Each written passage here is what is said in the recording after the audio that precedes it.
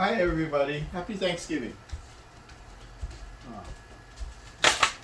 Yeah. So this dish is it's made with turkey parts, and if you're like us, you're having a hard time finding. Uh, I mean, even though there probably is whole turkey available, but problem I have is that people want more dark meat or more white meat, and then you only have so many parts on a turkey. So what I do is I get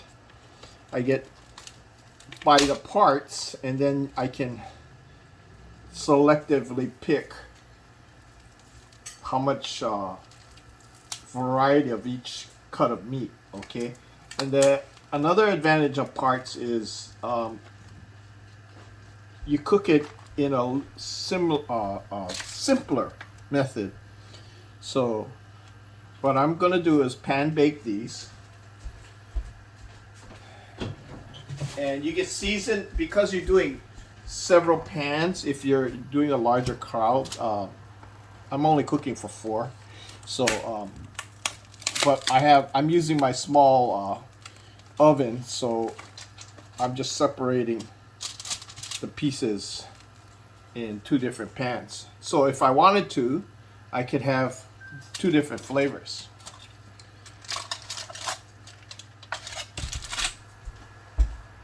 Now, of course, the traditional flavor would be to use butter, like in a butterball turkey, and put some butter on top. You can melt it and coat it if you want a more even coverage. I'm just gonna toss some in, and then later ladle it up on when I'm making the gravy. Okay, so just keep it simple. Now, for the traditional flavor, all the flavor comes from the bird itself. So all you need is salt and pepper. The richness comes from then. Here's one of the challenges of cooking turkey. In order to get that full turkey flavor, you have to cook it for at least 3.5 hours, preferably 4 hours, slowly. And that's where what happens is the juices come out into the pan and then evaporate as heat is applied, and that matures the juices and develops a flavor. It also develops a flavor in the meat. Otherwise, if you, for example, when you deep fat fry the turkey, it tastes like fried chicken because it cooks so fast that the flavors don't have time to develop. So you can also use your favorite seasoning. I'm just putting salt and pepper on this one. And for our family, the wife likes her special touch of a little bit of oyster sauce, and so that's her little trick. So I'm gonna do one with oyster sauce, and not that much. Otherwise, the oyster sauce will overpower it.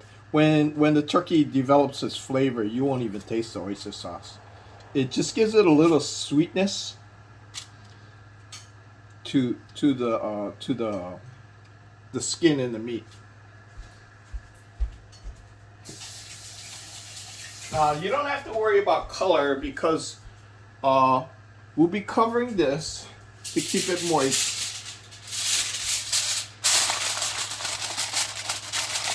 And I'll bake it at 325 degrees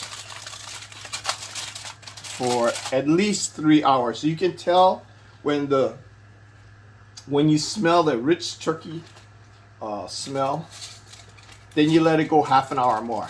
So as soon as you smell the rich turkey smell that pre-meats the house, all you do is just let it go for half an hour more. You can turn down the heat and let it sit in the oven and until you're ready to either carve or prep your turkey. Okay? So we'll come back to that on part 2.